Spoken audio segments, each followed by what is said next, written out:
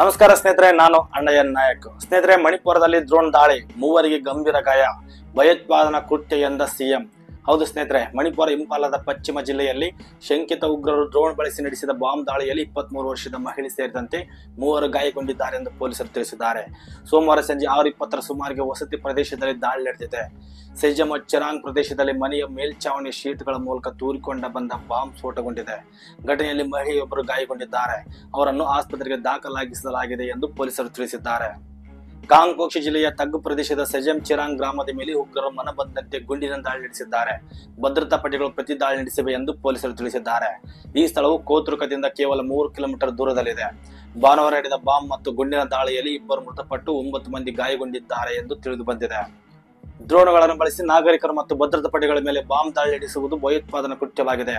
ಇಂತಹ ಹೇಡಿತನದ ಕೃತ್ಯಗಳನ್ನು ನಾನು ತೀವ್ರವಾಗಿ ಖಂಡಿಸುತ್ತೇನೆ ಎಂದು ಮಣಿಪುರ ಮುಖ್ಯಮಂತ್ರಿ ಎನ್ ಬೀರನ್ ಸಿಂಗ್ ಹೇಳಿದ್ದಾರೆ.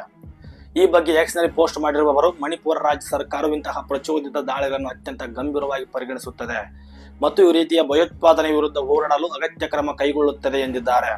ನಾವು ಹಿಂಸಾಚಾರಗಳನ್ನು ಖಂಡಿಸುತ್ತೇವೆ. ಮಣಿಪುರದ ಜನರು ದ್ವೇಷ, ವಿಭಜನೆ ಮತ್ತು ಪ್ರತ್ಯೇಕವಾದದ ವಿರುದ್ಧ ಒಗ್ಗಟ್ಟಾಗಿ ಹೋರಾಡಬೇಕೆಂದು ಅವರು ತಿಳಿಸಿದ್ದಾರೆ. ಇದರ ಮಧ್ಯೆ ಕಾಂಗ್ಪೋಕ್ಷಿ ಜಿಲ್ಲೆಯ ಕಾಂಗ್ಚು ಪ್ರದೇಶದಲ್ಲಿನ ಶೋಧ ಕಾರ್ಯಾಚರಣೆ ನಡೆಸಿದ ಭದ್ರತಾ ಪಡೆಗಳು ಡ್ರೋನ್ ಶಸ್ತ್ರಾಸ್ತ್ರಗಳು ಮತ್ತು ಸ್ಫೋಟಗಳನ್ನು ವಶಪಡಿಸಿಕೊಂಡಿದ್ದಾರೆ ಎಂದು ಮಣಿಪುರ ಪೊಲೀಸರು ತಿಳಿಸಿದ್ದಾರೆ. ಸ್ನೇಹಿತರೆ, ಈ ವಿಡಿಯೋ ಬಗ್ಗೆ ನಿಮ್ಮ ಅಭಿಪ್ರಾಯ ಏನೆಂಬುದು ತಪ್ಪದೆ ಕಾಮೆಂಟ್ ಮಾಡಿ ತಿಳಿಸಿ.